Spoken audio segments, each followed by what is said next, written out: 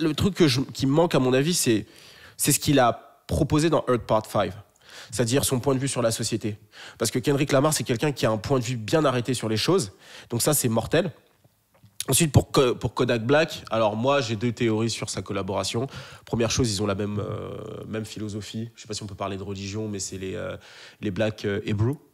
Okay. Et les Black Hebrew, en fait, c'est en gros, c'est ceux qui disent, d'ailleurs, ceux qui regardent et qui connaissent un peu le sujet, vous pouvez détailler ça dans les commentaires. Il a SO là-dessus sur Twitter, d'ailleurs. Il y a eu un quoi? Il a SO là-dessus sur Twitter, genre My Black Hebrew, un truc comme ça. Avec, Kodak Black, il a dit ça? Ouais. Ah bah voilà, c'est ça. Genre, donc j'avais raison. Il a SO le jour même. Ok, bah parfait. Et en fait, Kodak Black s'est converti au Black Hebrew. En gros, c'est la religion qui se base sur un texte de l'Ancien Testament qui dit que, en gros, qui pourrait être interprété comme étant le fait que les Noirs sont la 12e tribu d'Israël, je crois. C'est pas un truc qui a évolué avec les 5% et tout? Non, c'est différent. Les 5%, en fait... Non, je sais que c'est différent, mais entre guillemets en même temps, tu vois.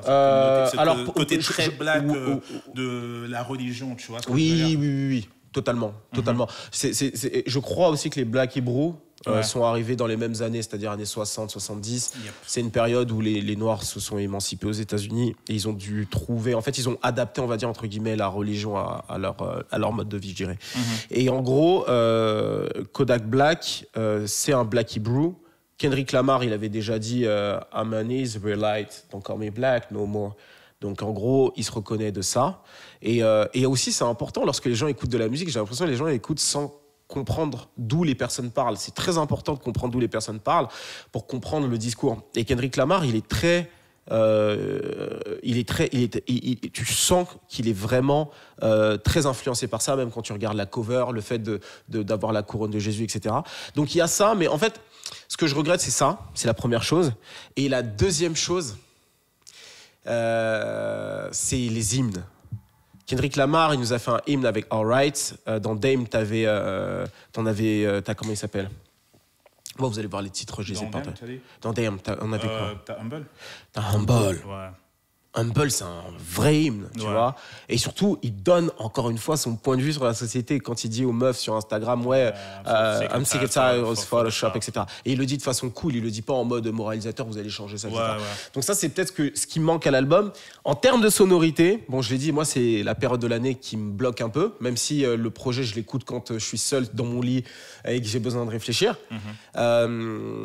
Mais je pense que globalement, les gens n'ont pas trop accroché, moins accroché peut-être que le précédent, parce qu'il est trop intellectuel, son album. Ouais, mais je pense très sincèrement que c'est la raison qui a poussé en fait les gens à le retirer. Déjà, il y a le côté, comme on a dit, au niveau de ce que les gens veulent, en fait. Les gens attendent quelque chose, toi, t'attendais quelque chose. Et tout le monde avait une attente, en fait. Et en fait, c'est toujours ça le piège, de toute façon, des premières écoutes, peu importe l'album. C'est que dès que tu vas écouter un album une première fois, tu auras toujours cette envie de « je veux ça », tu vois. Et du coup, la première écoute, soit elle va aller dans ton sens, et c'est une bonne chose. Parfois, ça peut même être une mauvaise chose, parce que du coup, tu vas le réécouter, tu vas pas avoir la même émotion, en fait, parce que en gros, il a pas cherché à...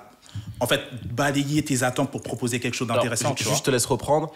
Moi, le seul truc que je dirais, c'est que je suis le genre de gars, lorsque tu me fais du fan service, ça marche. Oui. Moi, je suis le genre de gars. Mais moi, je kiffe de ouf aussi. Mais déjà, en réalité, déjà, pour tout ce qui est feat Black Hippie et tout, quand tu regardes bien, ceux qui le font dans l'équipe, ça n'a jamais été lui, en réalité, sauf sur les sons bonus. C'est J-Rock et Absol. Black Tip Pastor, c'est Absol.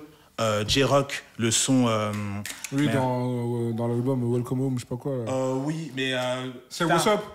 C'est What's Up. C'est What's Up. Et celui d'après, c'est... Et Vice City. Et Vice City. Merci, Vice City. Tu Quelle prod incroyable. Exactement, une dinguerie, tu vois, la manière dont il pose le son. Tu vois, on kiffe de ouf, tu vois ce que je veux dire. Mais Kendrick Lamar, dans tous les cas, en réalité, ça n'a jamais vraiment été son truc d'inviter toute la clique dans ses sons, tu vois. Donc en fait, quand tu prends... Parce que moi aussi, j'aurais aimé, parce que c'est le dernier album chez TD et tout, j'aurais kiffé de ouf, tu vois.